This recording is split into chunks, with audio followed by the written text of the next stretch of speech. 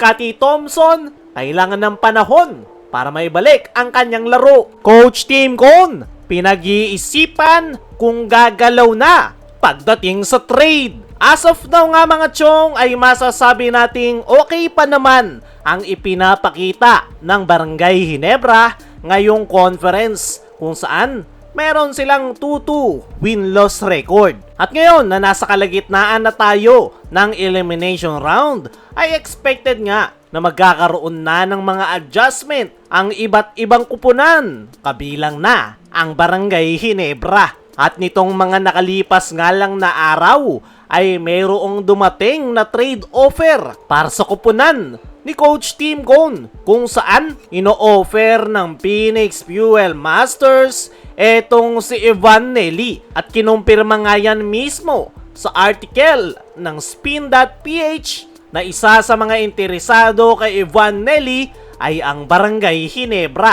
Ang kaso nga lang ay nag-iisip pa si Coach Tim Cone kung sino yung kanilang bibitawan para makuha etong si Evan Nelly. Kilala naman natin itong si Coach Tim Cone. Hindi nga ito basta-basta nagtitrade ng kanyang mga players dahil mas importante nga sa kanya yung solid team chemistry ng kanilang kupunan. Kaya naman itong mga nakalipas na conference, wala masyadong galaw ang Ginebra kung saan puro sa free agency lang sila kumukuha ng player. Kaya naman, ngayon na ino-offer ng Phoenix si Evan Nelly ay napapaisip nga si Coach Tim Cone dahil malaki nga yung potensyal netong si Evan Nelly. Batang-bata pa at ang pinaka-importante, babagay ito sa kanyang sistema na triangle offense dahil isa nga itong pass first guard. Magaling mag-set up ng plays dahil sa taas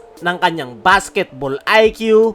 Malawak rin ang court vision kaya madali niya nahahanap yung kanyang mga teammates at the same time kaya rin itong pumuntos kung kinakailangan. Kaya naman masasabi natin na bagay talaga si Evan Nelly sa sistemang ginagamit ni Coach Tim Cone. Ang problemang mga chong ay loaded din ang Barangay Ginebra sa kanilang backcourt rotation. Meron na nga silang RJ Abarrientos na napakaganda ng ipinapakita ngayong conference.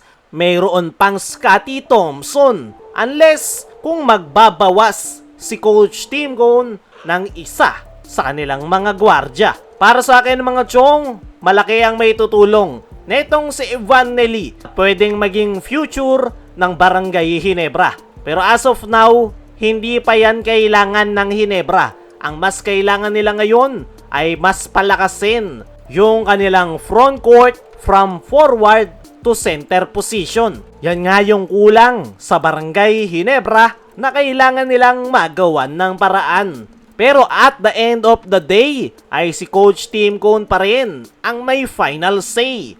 Ayon nga sa mga reports, gusto ng Ginebra management na kuhanin etong si Evan Nelly. At inaantay na nga lang yung magiging final say ni Coach Tim kung kukuhanin nga ba nila ito o hindi. At kung hindi nga kukuhanin ni Coach Tim si Evan Nelly, ay ipapasa na ito sa San Miguel Beermen kung saan nakaabang si Coach Leo Austria sa go signal ng SMC. Naniniwala ko mga chong na interesado si Coach Tim kay Evan Nelly. Pero at the same time, ay mas gusto nito na makakuha ng dagdag reinforcement sa kanilang frontcourt position.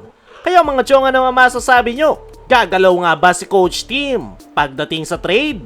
Comment mo lang dyan sa ibaba. Samantala, Scottie Thompson, kailangan ng panahon para maibalik ang kanyang laro. Kapansin-pansin nga yung malaking pagbabago sa laro netong si Scottie, na kung noon, grabe yung kanyang ipinapakita at siya yung pinaka-importanteng player ng Barangay Ginebra. Pero ngayong conference, madalang nating makita si Scottie. At ang dahilan nga niyan ay ang kanyang injury. Kaya naman, expected talaga yung hindi magandang performance ni Scottie sa Barangay Ginebra. Dahil kakagaling nga lang nito sa injury at hindi pa siya talaga 100% healthy. Kaya naman, kakailanganin pa netong si Scottie Thompson ng panahon para maibalik kung ano yung mga kaya niyang gawin. Ang maganda, mahaba pa ang elimination round. Marami pang panahon etong si Scottie para may kondisyon ang kanyang laro at naniniwala ko na pagpasok ng playoffs, doon natin ulit makikita ang tunay na laro ni Scottie sa Barangay Ginebra.